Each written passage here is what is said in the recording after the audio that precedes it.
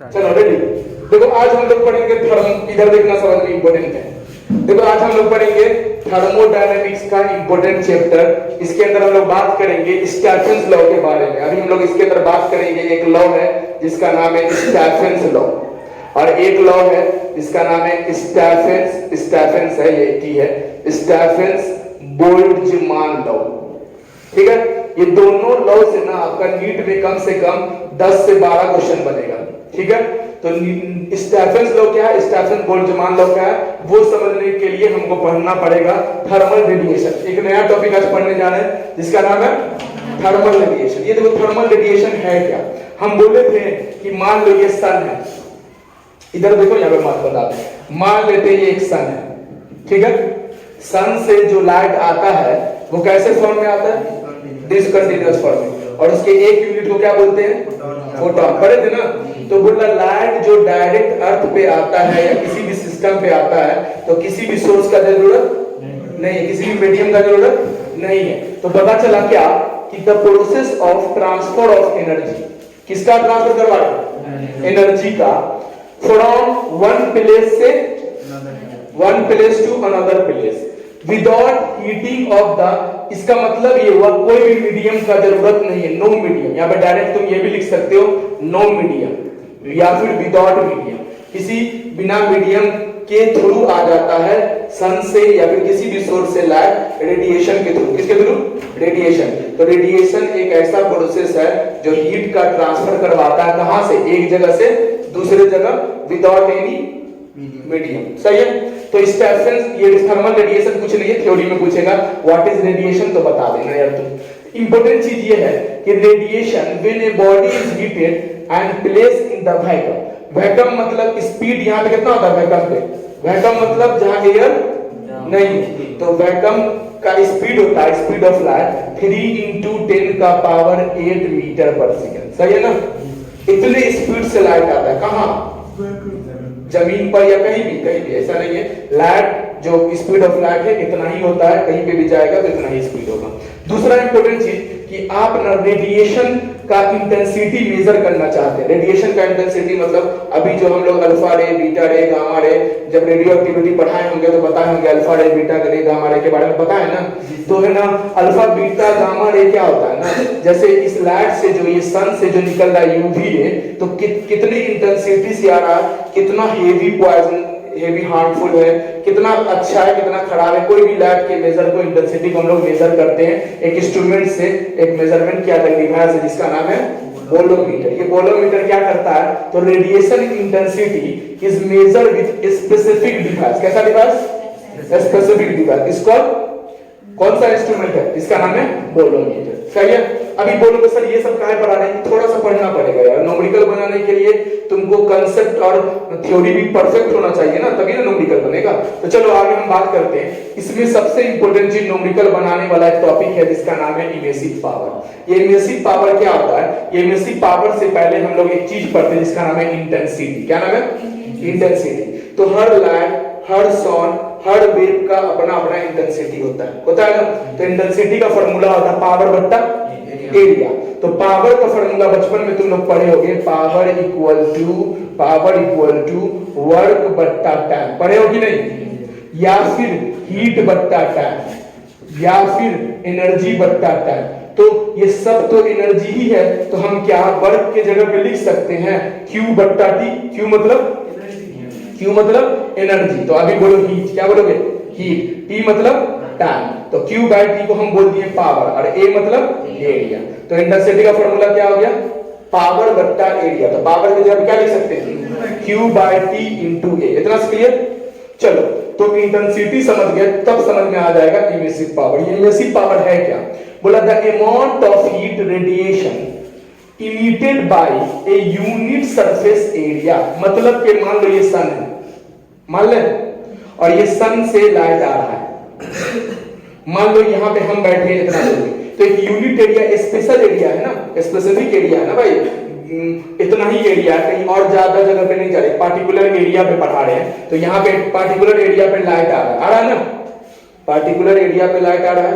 तो बोल रहा है अमाउंट ऑफ हीट, कितना लाइट इमिट कर रहा है unit surface area in unit time. Unit time मतलब एक सेकंड में इतने जगह के एरिया पर कितना लाइट आ रहा है। सुन रहे हो ना?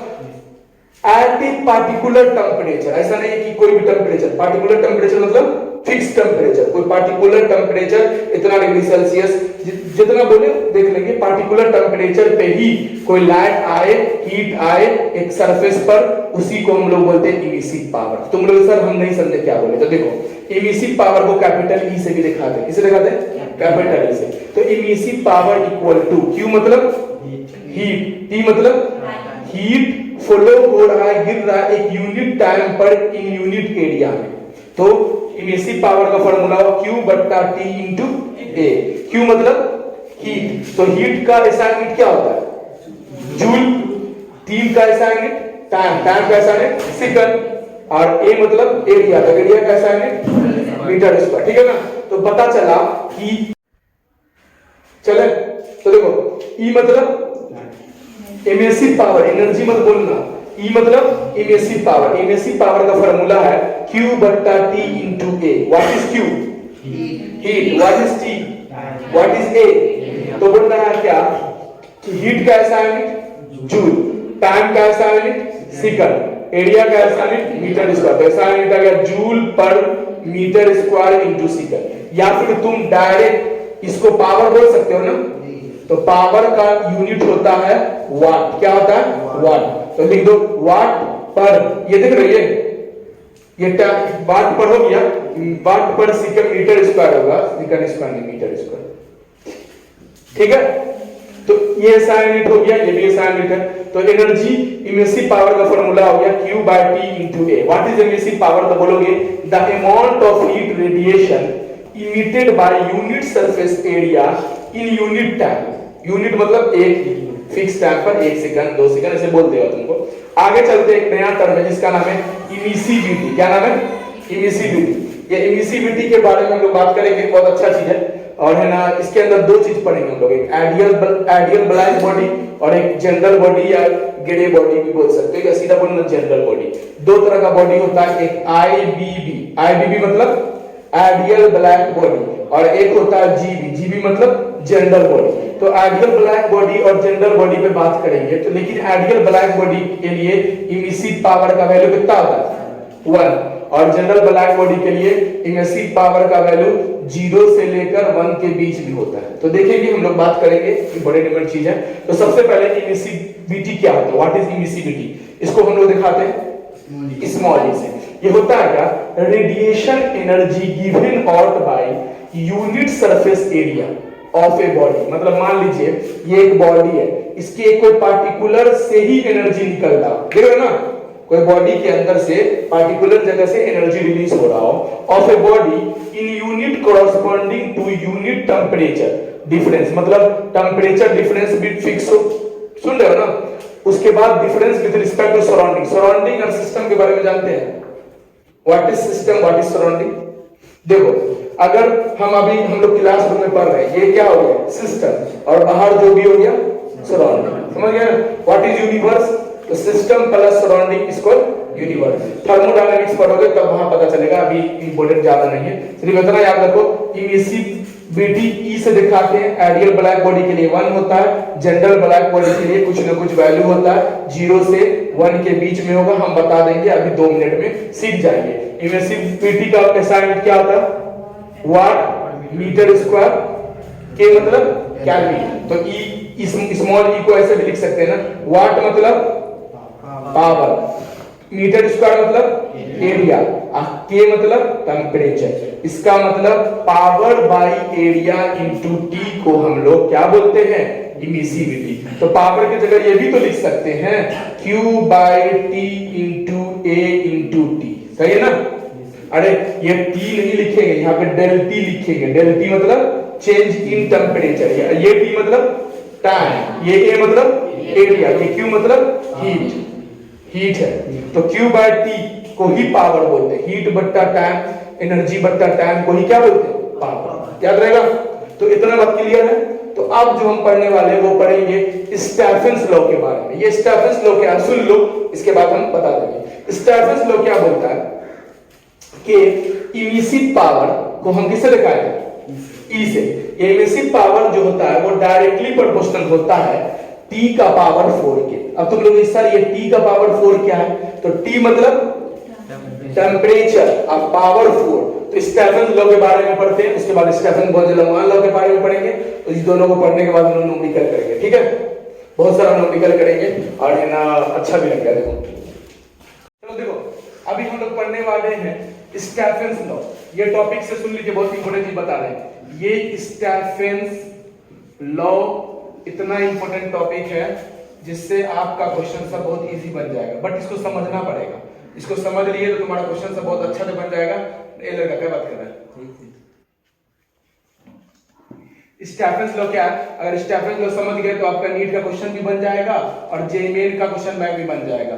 तो इसको अच्छे से समझो। Stephens law, Stephens Boltzmann law, हम यहाँ पे खाली जगह रखे इसको बनाने के लिए, देखते हैं। चलो शुरू करें। चलो स्टेफेंस लॉ क्या था, तो सबसे पहले स्टेफेंस लॉ बोलता है कि the amount of radiation, amount of radiation मतलब, रेडिएशन मतलब हीट, इसका मतलब Q, इमिटेड पर सेकंड, इसका मतलब T, the amount of heat emitted per second Q by T per unit area, इसका मतलब A। ये डायरेक्टली प्रोपोर्शनल होता है आइडियल ब्लैक बॉडी का। तो दो बॉडी है, एक है आइडियल ब्लैक बॉडी, एक है जनरल बॉडी। तो इसके बारे में पूरा डिटेल बात करेंगे 2 मिनट में। इसके बाद जो टॉपिक होगा वो आइडियल ब्लैक बॉडी का होगा, जनरल ब्लैक बॉडी का होगा। तो पहले ये सीख लो, फिर वो दोनों के बारे में हम बता देंगे। एक्चुअली वो दोनों थ्योरी है, आइडियल ब्लैक बॉडी या जनरल ब्लैक बॉडी, तुम्हारे 11th बोर्ड एग्जाम में पूछता है। लेकिन अभी जो हम बता रहे हैं ये सिर्फ न्यूमेरिकल में काम आएगा और जो इंपॉर्टेंट थ्योरी हम वो भी बता दे रहे हैं। तो चलो, बोल रहा है कि Q मतलब हीट। तो स्टेफेंस लॉ बोलता है द अमाउंट ऑफ रेडिएशन मतलब हीट इमिटेड पर सेकंड पर यूनिट एरिया, किसके लिए, किसके लिए, आइडियल ब्लैक बॉडी के लिए, ठीक है। ये हमेशा डायरेक्टली प्रोपोर्शनल होता है 4th power of its absolute temperature. इसका मतलब T का पावर 4। ये T का पावर 4 जो है, ये टेम्परेचर को बोलते हैं बॉडी का टेम्परेचर। क्या बोलते हैं, बॉडी टेम्परेचर या एब्सोल्यूट टेम्परेचर। ये Q by T into A is directly proportional to T का पावर 4। ये कौन बोला, स्टेफेंस लॉ। तो क्या हम Q by A into T के जगह E लिख सकते हैं? जी सर। अरे बोलिए ना यार। सबसे पहले इसका फोटो भी खींच लेना तुम लोग, स्क्रीनशॉट लेके। हाई क्वालिटी करना, क्वालिटी थोड़ा कम हो जाता है यूट्यूब पे डालने से, वो भी समस्या ठीक हो जाएगा। तो पहले तुम लोग हाई क्वालिटी पे डाल के स्क्रीनशॉट खींच लेना। वैसे हम वीडियो के आगे और पीछे दोनों तरफ हम लगा देंगे ये फोटो सब जो आज पढ़ाएंगे, ठीक है। उसको नोट कर लीजिएगा या फिर पहले समझ लीजिएगा फिर नोट कर लीजिएगा। तो इसलिए क्योंकि हम गंदा कर देते हैं। तो देखिए Q by A into T को हम E लिख सकते हैं। What is E? Emissive power. Emissive power का फॉर्मूला क्या था, Q by T into A। What is Q? Heat. What is T? Time. What is A? Area. ये directly proportional है किसके, T का पावर 4 के। अब बताओ T मतलब टेम्परेचर फॉर बॉडी, ठीक है ना। तो T के पावर 4। तो जब भी हम लोग डायरेक्टली प्रोपोर्शनल हटाते हैं तो कुछ ना कुछ कांस्टेंट लगाते हैं ना। तो जो साइंटिस्ट आता है वो अपना कांस्टेंट लगा देता है। तो यहाँ पे एक लॉ लगाते हैं, इसका नाम है सिग्मा। क्या बोलते हैं, तो स्टेफेंस लॉ क्या लगाया, सिग्मा। ये सिग्मा, इसको रॉ बोलते हैं एक्चुअली, सिग्मा बोलो रॉ बोलो। E equal to rho T का पावर 4। ये रॉ को बोलते हैं स्टेफेंस कांस्टेंट। क्या बोलते हैं, स्टेफेंस कांस्टेंट। इस रॉ का वैल्यू, स्टेफेंस कांस्टेंट का वैल्यू है 5.67 into 10 का पावर -8 watt metre square kelvin square. तुम खुद निकाल सकते हो। देखो E equal to sigma T का पावर 4, तो sigma equal to E by T का पावर 4 होगा। What is E? एनर्जी नहीं बोलना है, इमिसिव पावर। इसका मतलब इसके जगह पे क्या लिख सकते हैं, Q by A into T। तो Q मतलब हीट, हीट का यूनिट जूल। A मतलब एरिया, एरिया का ऐसा यूनिट मीटर स्क्वायर। T मतलब सेकंड, और डिवाइडेड बाय है ना T का पावर 4। तो टेम्परेचर का ऐसा यूनिट तो केल्विन का पावर 4। तो जब हम इसको सॉल्व करेंगे तो बन जाएगा जूल। देखो आप सुनो, ये वाट लिखे हैं, तो वाट मतलब जूल बाय टाइम को क्या बोलते हैं, एनर्जी बाय टाइम को वाट बोलते थे ना, पावर। तो वाट पर डिवाइडेड मीटर स्क्वायर और केल्विन का पावर 4। तो ये स्टेफेंस कांस्टेंट का ऐसा यूनिट है, इसको आपको याद करना पड़ेगा। और इससे डायमेंशन फार्मूला भी पूछ सकता है, तो निकाल भी लोगे। तो डायमेंशन फार्मूला नहीं निकालोगे तो डायरेक्ट रख दो कि स्टेफेंस कांस्टेंट का डायमेंशन फार्मूला होता है, इसी को बोलते हैं स्टेफेंस कांस्टेंट। इसका डायमेंशन फार्मूला होता है m1 l0 t - 3 थीटा - 1। ये थीटा मतलब टेंपरेचर है, समझ गए हो? हम हमेशा बता रहे हैं थीटा मतलब टेंपरेचर है। तो हम डायमेंशन फार्मूला निकालना भी सिखाए, अगर तुम लोग भूल गए तो फिर से हम डायमेंशन फार्मूला किसी दिन सिखा देंगे, टेंशन नहीं लेना। तो चलो आगे बात करते हैं कि इतना मत क्लियर हो गया। तो E मतलब इमिसिव पावर का, तो शायद जानते ही वाट पर मीटर स्क्वायर। वाट मतलब पावर मतलब एरिया, तो पावर बाय एरिया भी तो बोल सकते हैं, इंटेंसिटी भी बोल सकती हो, इसी के इक्वल होता है। तो एक इंपॉर्टेंट चीज अगर हमसे पूछे कि हम देखो यहाँ पे हम एक चीज बताना चाह रहे, समझना, बहुत अच्छा चीज बता रहे। देखो हमको बताओ क्या हम Q by A into T equal to sigma T का पावर 4 बोल सकते हैं? What is Q? हीट। अगर सिर्फ हमको बोले हीट बताइए तो according to Stefan's law ideal black body का, तो तुम बोलोगे QIBB। I मतलब ideal black body equal to sigma T का power 4 into A into T। What is A? What is T? What is sigma? तो क्या सही है फॉर्मूला? हाँ एकदम सही है, ठीक है। लेकिन यहां पर एक टर्म आता है जिसका नाम है E मतलब इमिसिविटी, ठीक है। चले तो क्या यहां पर एक टर्म आता है जिसका नाम है E मतलब इमिसिविटी। तो हम नहीं बोले थे आइडियल ब्लैक बॉडी के लिए इमिसिविटी कितना होता है? करके इधर देखो, आइडियल ब्लैक बॉडी के लिए इमिसिविटी कितना होता है? 1। तो यहाँ पे E का वैल्यू कितना मान लेंगे? 1। तो फार्मूला यहाँ पे E भी लिख सकती हो, नहीं भी लिख सकती हो, एक्चुअली कोई दिक्कत नहीं है। तो हीट या फिर रेडिएशन आइडियल ब्लैक बॉडी के लिए सिग्मा A T का power 4 into T। What is T? Temperature. ये स्मॉल t टाइम। तो याद रहेगा ये सब। लेकिन स्टेफेंस लॉ बेचारे का थ्योरी फेल हो गया। क्यों फेल हो गया? बोला क्या ये नहीं बता पाए, बोला हमको नहीं पता है सराउंडिंग टेम्परेचर क्या होता है। सराउंडिंग टेम्परेचर का कांसेप्ट इसने नहीं दिया। अरे हम लोग जो कोई काम करते हैं तो सिस्टम में रह के काम करते हैं और उसके चारों तरफ क्या होता है? सराउंडिंग। तो बोला सराउंडिंग का टेम्परेचर कितना होगा नहीं बता पाए। एक नए साइंटिस्ट थे, उसका नाम था स्टेफेंस बोल्ट्जमान लॉ। क्या नाम था? Stephens Boltzmann law. एक साइंटिस्ट दिया स्टेफेंस बोल्ट्जमान लॉ। ये स्टेफेंस बोल्ट्जमान लॉ क्या बोला कि T मतलब स्मॉल t मतलब ये T नॉट मतलब एक नया टेम्परेचर के बारे में इसने बताया और बोला हम मान लेते हैं सराउंडिंग के टेम्परेचर को क्या? T not. तो देखो सराउंडिंग के टेम्परेचर को हम लोग क्या मान लिए? T not. सही है। तो बोला क्या ठीक है अब बताइए क्या होगा। तो स्टेफेंस बोल्ट्जमान लॉ बोला हम एक लॉ देते हैं। वो बोला कि देखिए E मतलब जो आप बोल रहे rate of heat flow per unit area per unit time, Q by A into T directly proportional to T का पावर 4 ही होगा। लेकिन जब सराउंडिंग का टेम्परेचर आ जाएगा तो हम T जो था बॉडी का टेम्परेचर, सिस्टम का टेम्परेचर, उसी में माइनस कर देंगे T का पावर 4। तो वही बात आ जाओ, क्या हम E की जगह लिख सकते हैं Q by A into T? अरे बोलो ना है ना। तो क्या हम लिख सकते हैं E की जगह Q by A into T? Q by A into T directly proportional to T का पावर 4 माइनस T नॉट का पावर 4। ये T का पावर 4 माइनस T नॉट का पावर 4 किसने बताया? स्टेफेंस बोल्ट्जमान लॉ ने। यहां तक तो बता दिया था स्टेफेंस लॉ, लेकिन सराउंडिंग के बारे में कौन नहीं बताया था? स्टेफेंस ने। तो स्टेफेंस बोल्ट्जमान ने सराउंडिंग का भी टेम्परेचर लिया और बोला Q by A into T मतलब rate of heat flow per unit area per unit time is directly proportional to T का पावर मतलब T मतलब बॉडी का टेम्परेचर का पावर 4 माइनस सराउंडिंग का टेम्परेचर का पावर 4। इतना बोल दिया। जब भी डायरेक्टली प्रोपोर्शनल रहता तो कांस्टेंट लगाते हो, तो पहले से स्टेफेंस लेके आया था। तो ये सिग्मा यहां पर हम लिख सकते हैं इसके जगह पर E equal to sigma T का पावर 4 माइनस T नॉट का पावर 4। हाँ या ना? अरे बोलो ना। अब देखो यहाँ पे E भी लिख सकते, तो आइडियल ब्लैक बॉडी बोलोगे तो E का वैल्यू कितना होता है? 1। तो हम जनरल ब्लैक बॉडी का भी 2 मिनट में बात करने वाले, टेंशन नहीं लो। What is T? बॉडी का temperature. What is T not? Surrounding का टेम्परेचर। ठीक है, तो इसको याद करना पड़ेगा तुमको। सिग्मा का वैल्यू वही फिक्स है, वही फिक्स है। ठीक है, अरे बोलो ना है। तो इसको समझ में आया तुमको? इसका न्यूमेरिकल कैसे बनेगा अभी हम बता रहे, तो इसको समझ के याद भी करना साथ साथ। तो अभी दो ही चीज याद रखना था, अगर हमको बॉडी का टेम्परेचर दे तो बोलेंगे emissive power equal to sigma T का पावर 4। अगर हमको सराउंडिंग का टेम्परेचर भी दे तो बोलेंगे सिग्मा टी का पावर 4 माइनस टी नॉट का पावर 4। अरे समझ में आ गया? अभी हम तुमको एक चार्ट बताएंगे और दोनों चार्ट में कैसे कैसे सॉल्व किया जाता है वो भी बताएंगे। एकदम अच्छा से अच्छा कैलकुलेशन सीख जाओगे 2 मिनट में। तो चलो अभी हम लोग पढ़ने जो जा रहे हैं, इससे न्यूमेरिकल कैसे बनता है वो पढ़ने जा रहे हैं। तो लिखो difference between ideal black body and general body. तो 3 चीज निकालना पूछेगा तुमसे, नीट वाला क्वेश्चन कुछ भी पूछ सकता है। बोलेगा क्या कि आप हमको बताइए आइडियल ब्लैक बॉडी के लिए क्यू, सिर्फ क्यू, क्यू मतलब हीट, और सिर्फ बोल दे हमको बताइए पावर, पावर मतलब Q बाई टी। अभी हम निकालना सिखाते हैं, तो चलिए हम लोग निकालना सीखते हैं। चले देखो अभी जो हम बता रहे हैं इससे न्यूमेरिकल बनेगा, तो रेडी हो? न्यूमेरिकल बनाने के लिए रेडी हो?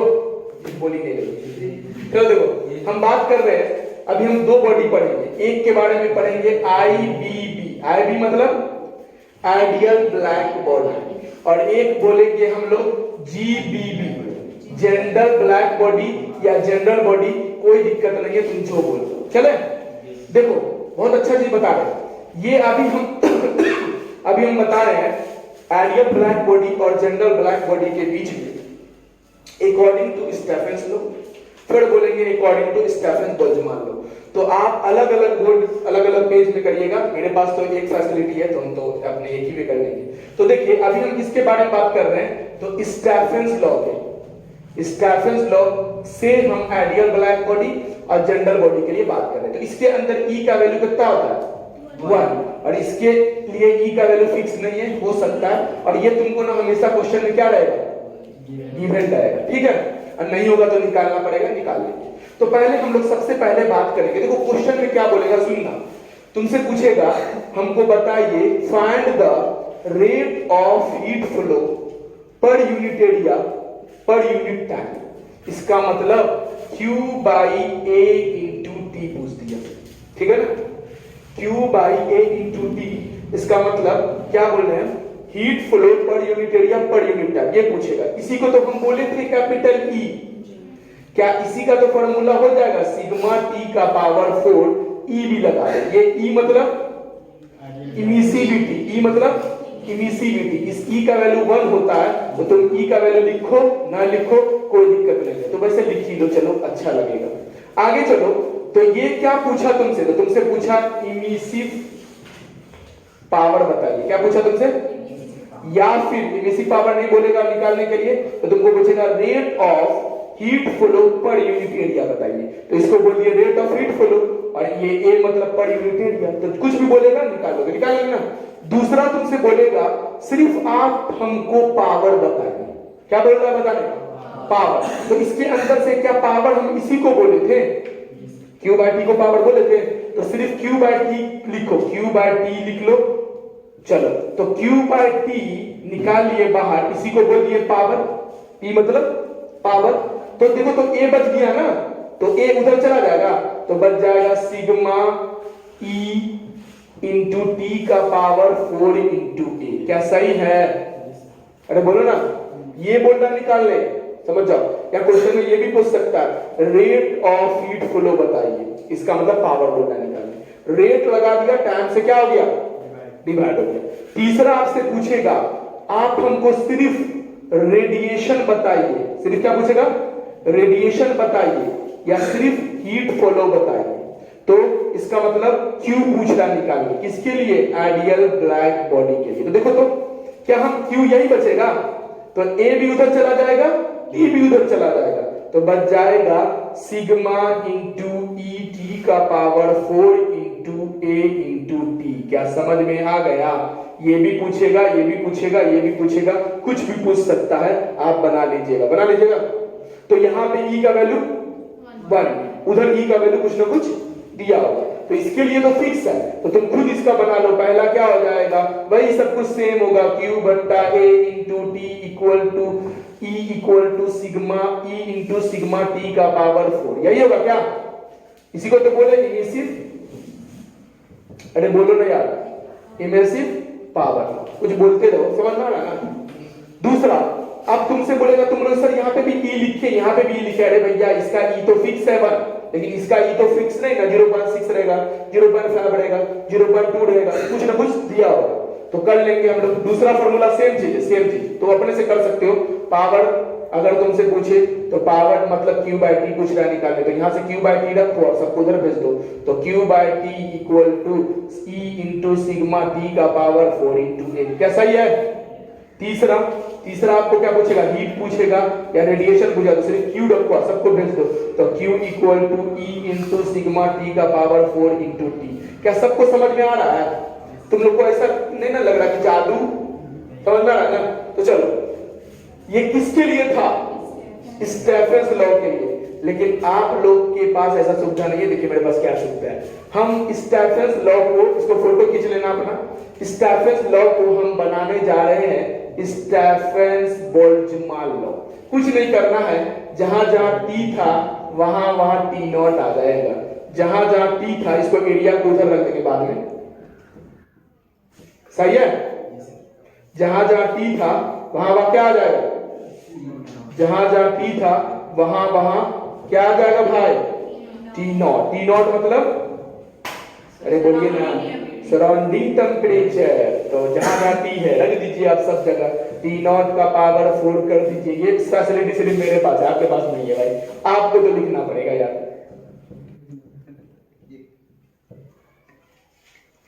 खालिद बाबू समझ में आ रहा है? तुम ही तो हो यार जिससे वीडियो बन रहा है। चलो आ जाओ। तुम भी लोग हो, ऐसा नहीं है, तुम भी लोग हो।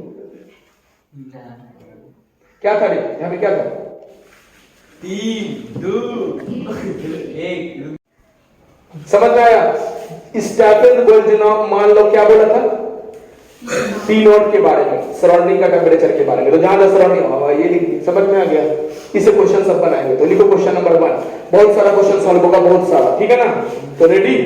तो इसको सॉल्व करना, समझना भाई। हम फिर से बोल रहे हैं, नहीं समझ में आया तो वीडियो पीछे करो फिर देखो, वीडियो पीछे करो फिर देखो।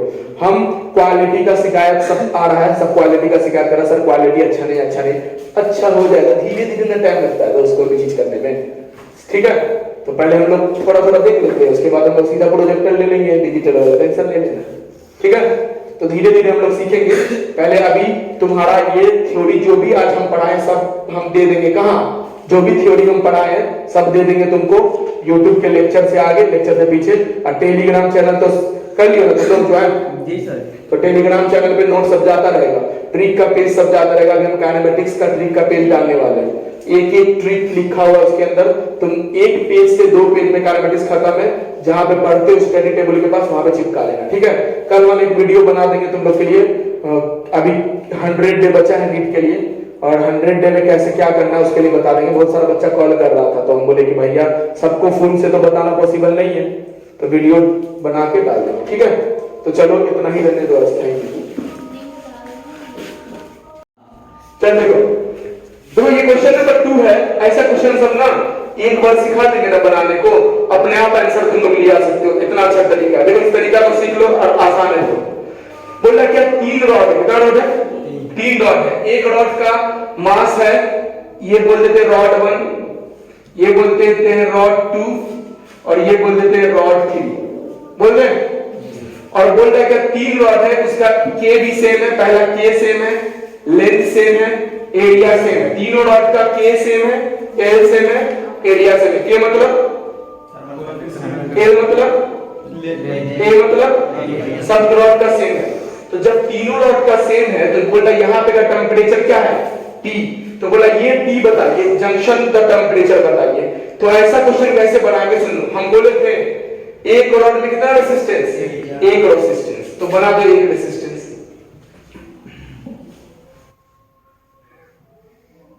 कैसा फोटो बन जाएगा? रॉड 1 माने हो तो इसके अंदर का रेडियस R1 मतलब रेजिस्टेंस R1 मान लो।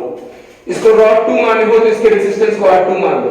इसको रॉड 3 माने हो तो इसके रेजिस्टेंस को R3 मान लो। मान लिए? काम ऐसे ही कर दो तुम लोग भी। बोला क्या कि यहाँ पे का टेम्परेचर 0 डिग्री सेल्सियस है, यहाँ पे का टेम्परेचर 90 डिग्री सेल्सियस है, यहाँ पे का टेम्परेचर 90 डिग्री सेल्सियस है, और यहाँ पे का टेम्परेचर पूछ रहा है कि ये T क्या होगा बताइए। तो सबसे पहला काम तुमको किरचॉफ लॉ लगाना है। किरचॉफ लॉ क्या बोला था? टेम्परेचर वहां से फॉलो करता है जहां ज्यादा टेम्परेचर होता है। तो देखो तो ज्यादा टेम्परेचर कहां है? 0 डिग्री या 90 डिग्री? 90 डिग्री। तो इधर से करंट जाएगा I3, इधर से करंट जाएगा I2 और इधर करंट जाएगा I1 और दिस इज द जंक्शन, है ना? नहीं बोले थे? और हम बोले थे जंक्शन के अंदर जाने वाला करंट सम होता है बाहर निकलने वाला करंट। तो देखो तो इस दोनों का करंट सम सेम है, तो हम बोलते हैं I3 I2 को जोड़िएगा तो ये I1 के इक्वल हो जाएगा। इतना बात क्लियर हो गया? बस तुम ये निकालना सीख जाओ, तुम्हारा आंसर बहुत इजी आ जाएगा। देखो हम बोले थे कि करंट का फार्मूला था del P बट्टा R, तो हम बोले del P बाय R3। क्या हम इसको बोल दे plus del P by R2? क्या हम बोल दे इसकी जगह पे del P बाय R1? हाँ है ना? और तुमको पता है ना R का फार्मूला होता है L बाय K। क्या फार्मूला होता है? R equal to L by K। क्या L भी सेम, K भी सेम, A भी सेम, तो हम बोलते हैं R1 इक्वल टू, क्या हम इसको बोल सकते हैं R? क्या हम R2 इक्वल टू भी R, R3 इक्वल टू भी R? तो R1 R2 R3 तीनों क्या आ गया? R। तो चलो del T बनाते हैं। del T मतलब चेंजिंग टेम्परेचर, कहां से कहां?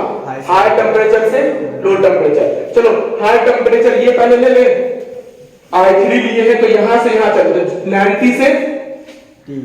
90 से T बाय R3 R था प्लस, फिर दूसरे I2 में चलो तो 90 से T divided by R equal to ये दूसरा T से 0, ऐसे जा रहा है टेम्परेचर, तो T से 0 बाय R। सबका R कॉमन लेके काट दे तो बन जाएगा 90 minus T plus 90 minus T equal to T minus 0। बोलेगा छोड़ दो, तो 90 plus 90 180 minus T minus 2T equal to T। क्या 180 minus 2T equal to T, ये उधर जाएगा तो 180 2 माइनस 2 उधर जाएगा तो प्लस T नहीं हो जाएगा, तो प्लस 2T और T 3T हो जाएगा, तो बन जाएगा T इक्वल टू 180 बाय 3 6 जा 18 और T equal to 60 degree Celsius answer. ये T का जंक्शन टेम्परेचर आ गया। ऐसे पूछेगा बना दोगे, लेकिन अगर एक क्वेश्चन तुमको दे रहे तुम अपने से बनाना। मान लेते हैं ये 0 डिग्री सेल्सियस है, मान लेते हैं ये इन 100 डिग्री सेल्सियस है, मान लेते हैं ये इन 100 डिग्री सेल्सियस है और यहाँ पे का टेम्परेचर हमको नहीं पता है, लेकिन ये रॉड 1 रॉड 2 रॉड 3, रॉड 1 का L है लेकिन K है और एरिया A है, लेकिन रॉड 2 को लेंथ L है, K 2K है, एरिया A है, और रॉड 3 का लेंथ L है, K 3K है, कितना है? 3K और एरिया A है। तो इसका 3K है, इसका 2K है, इसका K है, तब हमको बताइए T का टेम्परेचर। तो कैसे निकालोगे? तुमने कुछ नहीं करना, R1 equal to L by K पढ़े हैं? अरे बोलिए ना, तो लिख देना L बाय K कितना है पहले वाले का, तो K इंटू A, तो इसके जगह पे लिख देना R। R2 कैसे निकालोगे? L बाय K कितना है? 2K into A। क्या हम इसके जगह पे लिख सकते हैं R? तो बोल देना R बाय 2। तो डायरेक्ट हम तरीका बता दें, अगर K तुमको दिया हुआ है, K3 दिया हुआ R बाय 3, देखो K दिया हुआ 3 तो R क्या होगा? R bye 3। K दिया हुआ 2K तो R क्या होगा? R bye 2। सुन रहे ना? और R K दिया हुआ तो R इक्वल टू R। ठीक है? अरे बोलो ना, इसको सॉल्व कर लेना, आंसर आ जाएगा, बताना हमको, नहीं तो बाद में बता देंगे। ठीक है? चलो चलो इक्वेशन देखो ये लड़के बदमाशी नहीं देख, बोला क्या ये जेई मेन का क्वेश्चन है दोस्त, अच्छा क्वेश्चन है, देखते बना के शुरू करें। बोला क्या the coefficient of thermal conductivity, इसका मतलब K, थर्मल कंडक्टिविटी मतलब K, इसका मतलब पढ़ो क्या बोल रहा है। Copper is 9 time, copper is 9 time, मतलब K कॉपर जो है वो 9 टाइम्स ऑफ K स्टील के है। इसका मतलब लेट द K स्टील को हम क्या मानते हैं? K, क्या मान ले? K। इसका मतलब K कॉपर दिया हुआ है कितना? 9K। ठीक है? उल्टा कर रहे होंगे हम लोग, इसलिए आंसर नहीं आ रहा होगा, बट अभी देखो आंसर आएगा। और तुमको हम बोले थे एक रॉड में कितना रेजिस्टेंस, एक। तो हम लोग एक रॉड में एक रेजिस्टेंस, तो इसको सॉल्व करने का सबसे इजी तरीका बता रहे हैं। सबसे R1 पहले निकाल लो, फिर R2 निकालो। चलो R1 का फॉर्मूला था L/Ka, अरे था ना, तो R1 मतलब किसके लिए निकाल दो, कॉपर के लिए, तो हम लिख देंगे कॉपर। तो कॉपर के लिए जो निकालने हैं L/K, तो L कितना है कॉपर का, 18, तो लिखो 18 सेंटीमीटर डिवाइडेड बाय K कितना है कॉपर का, 9K, तो हम लिख दें 9K इनटू A मतलब एरिया, तो एरिया को A ही रहने देते हैं। दूसरा R2 लाओ, L/K होता है, L कितना, अरे L कहाँ है, इसका 6 है ना, तो लिखो 6 सेंटीमीटर बाई, इसका हम लोग क्या माने, ये 9 इसका नहीं है दोस्त, स्टील का ये 9 था, ये K था, तो चलो ये कितना है K इंटू लिख दे, अरे भैया, तो चलो हम लोग फॉर्मूला R1 आ गया, R2 आ गया, तो अब हम लोग बनाते हैं जैसे बनाया जाता। तो हम बोले थे एक रॉड में एक रेजिस्टेंस, एक रॉड में एक रेजिस्टेंस, इसके रेजिस्टेंस को R1 बोलते हैं, इसके रेजिस्टेंस को R2 बोलते हैं।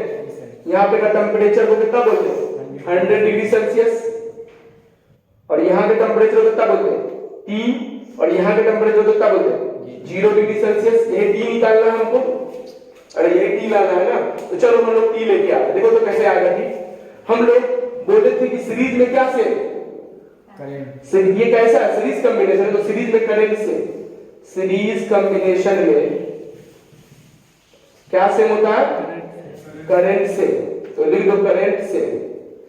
अब करंट सेम हो गया, तो इसमें जाने वाला करंट I1, इसमें जाने वाला करंट I2, तो हम बोल देंगे I1 और I2 सेम होगा, लिख दिए।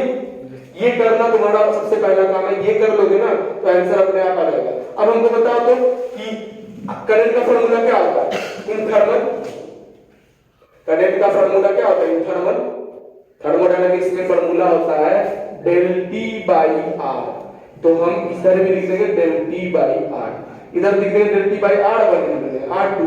तो चलो del T निकालते हैं। del T कैसे निकाला जाता है, जिधर से करंट फ्लो कर रहा है ना उसका टेम्परेचर पहले लेंगे, उसके बाद वाले दूसरे एंड का लेंगे। तो सबसे पहले इस रॉड में इधर से करंट जा रहा है, तो इधर का टेम्परेचर कितना है, 100 डिग्री माइनस, इधर का टेम्परेचर यही ना एक रॉड है, तो यहाँ का टेम्परेचर कितना है, T बाई R1 लेके आए हो, क्या हम लिख दे 9 दूनी 18, तो बोलो 2 बाई Ka इक्वल टू, अब चलो del T दूसरे रॉड का, तो दूसरा रॉड का इंड ये है, करंट इधर से ही ना जा रहा, तो T माइनस, तो लिखो T माइनस 0 बाई R2 कितना लेके आए थे, 6 बाई 6 सेंटीमीटर था, ये भी सेंटीमीटर था Ka, क्या हम Ka काट दें, बोलिए तो भाई, क्या हम सेंटीमीटर सेंटीमीटर काट दें, तो बन जाएगा 100 minus T by 2 equal to T minus 0 by 6, ठीक है।